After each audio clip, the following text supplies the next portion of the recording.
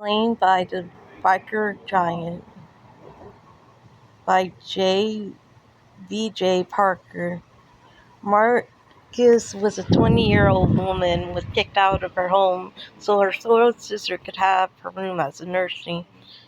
Markin was a 20-year mechanic apprenticeship, having added extra year for sentencing Dennis and motorcycle service paired, and Tom was a giant man, had members of Valley Lord, took Marcus under his protection when she was kicked out of her home. Can she accept him after a bad relationship saw her option on her trusting a man? Can Trinity get past his own feet hurting a woman? Chapter 1. Marcus Purview. Go home. You have worked too much of your time this week. Happy early night. Give that boyfriend of yours an easy early treat. My boss personally pushed me out the door. A wicked grin on his face. Okay, I'm going. I straightened my bike and started her up. This is going to be a great night. Today was my friend's birthday. I was going to give him a VR car, a special gift I had brought. New linen black laces, see-through. I had to shoot my hole, leaving a trail that looked like an arrow down my jugular. I was ready to give him my all, my purse, my heart. Shook the big pin. Felt I was ready. I pulled in the driveway to see my sister, my boyfriend's car. I had no idea my sister was coming home today. She was still at college in her final year, though I heard she was doing so well. Poor Golden Girls had not made up with the section. Not that I was worried. My boyfriend showed up 3 hours early. Our date was not for a few hours. What was he doing here already? Walking the back door? I heard voices. Head towards them. They were in Dad's office with the door slightly jammed. I moved slightly to the door and waited outside to hear what secret they were having now. They occasionally do this when they were planning something. Don't want to include me, but I'm puzzled as to why my boyfriend and sister were included. We never planned for it to happen, my sister replied softly, as she was some kind of victim. She was an expert at that. She stood up in the actor. She would have had one notable origin by now. When? Dad asked. I waited in the hallway to hear what this was all about. Christmas Day we had too many of your special dogs, and things got heated. Party was more or less over. Party had been given out and food had been eaten. We were all messing around talking when Zoe said something. I don't remember what, but we went upstairs to continue talking, and up in Max's room. We did start by just talking. Before I knew it, we were kissing and things got heated and ended up in her bed. As I said, I was so lost in the moment that I forgot to use a condom. When we come out, no one seemed to notice. We had been gone, so we pretend it never happened.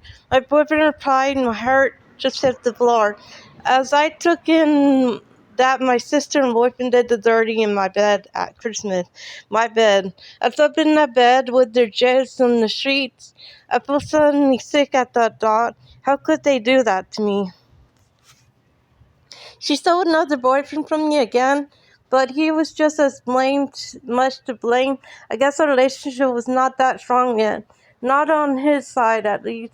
He continued to pretend and kissing me, taking me out on a date, as if that never happened. What a jerk. Now I feel cheated and dirty and shame, angry all at once. What if she hadn't gotten pregnant? End up marrying to that cheating scumbag? Would her wedding present be to tell me she had slept with him first?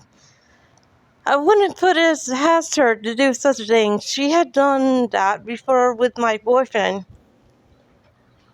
I guess this one was just as vulnerable to events as the last one. He gave me the best Christmas present ever. A sister cried with delight. Imagine her tinsel touching her belly. This is good news. I have wanted grandchildren. The last grandchild I would expect it would be from you. Yet I never kept relation for long, Mom said, sounding excited at the news. What now? My sister asked, still playing the perfect victim.